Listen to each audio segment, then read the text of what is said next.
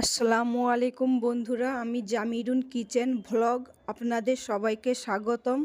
আজ আমি ফুলকপি আর ডিম রান্না করে দেখাবো ও আমি কি নিয়েছি তা বলে দেব। আমি ডিম ফুলকপি রান্নার জন্য ডিম নিয়েছি, ফুলকপি, আলু।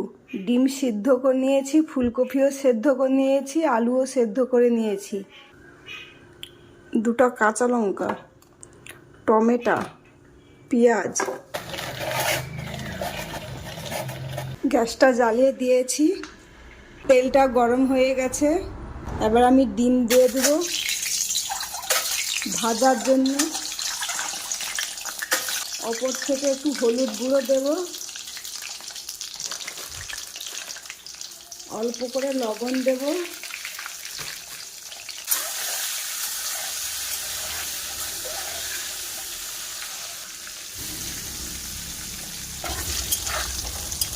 ডিম কিন্তু আমি এইরকমই ভাজা হবে।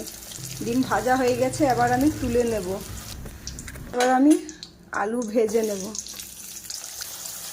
খুব সুন্দর আলু ভাজা হয়ে গেছে, এবার আমি আলুগুলোকে তুলে নেব। ওই তেলের মধ্যে আমি সিদ্ধ করা ফুলকপি ভেজে নেব।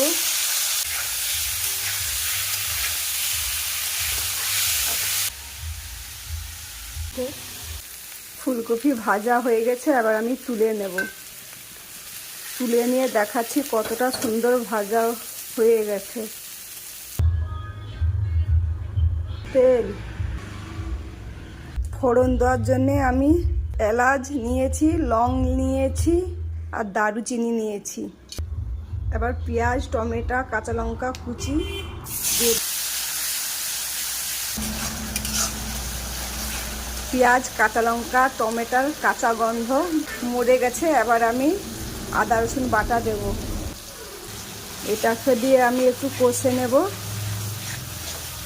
আরও কাঁচা গন্ধটা মরে গেলে আমি আবার লঙ্কা গুঁড়ো আর হলুদ গুঁড়ো দেব।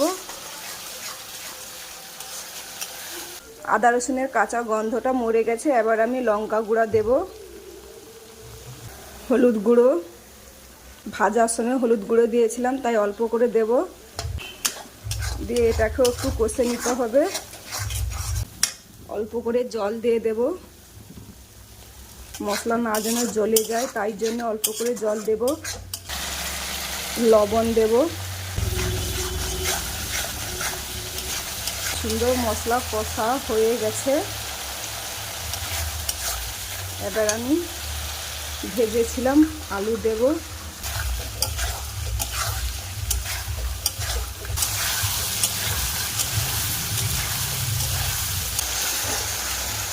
এবার ভেজে রাখা ফুলকপি দিয়ে দেব।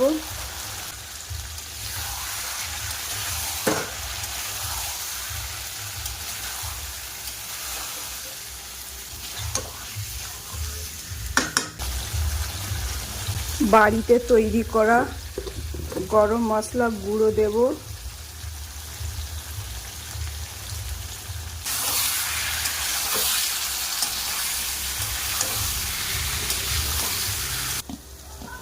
খুব সুন্দর কষা হয়ে গেছে। এবার আমি জল দেব, অল্প করে জল দেব। কেন, ফুলকপিও সেদ্ধ, আলুও সেদ্ধ, তাই আমি অল্প করে জল দিয়েছি। আর ফুলকপি কিন্তু গোটাই আছে। মাছ মাংস খেয়ে এক ধারে রেখে দিতে হবে, এত সুন্দর লাগছে। ভেজে রাখা ডিম দিয়ে দিচ্ছি।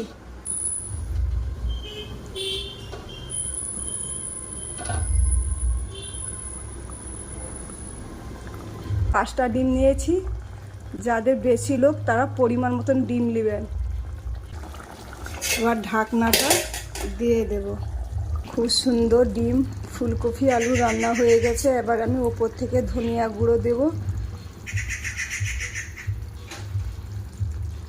ডিম ফুলকপি আলু রান্না হয়ে গেছে বন্ধুরা। যদি ভালো লাগে কমেন্টে জানাবেন, আর আমি ঢেলে দেখাচ্ছি।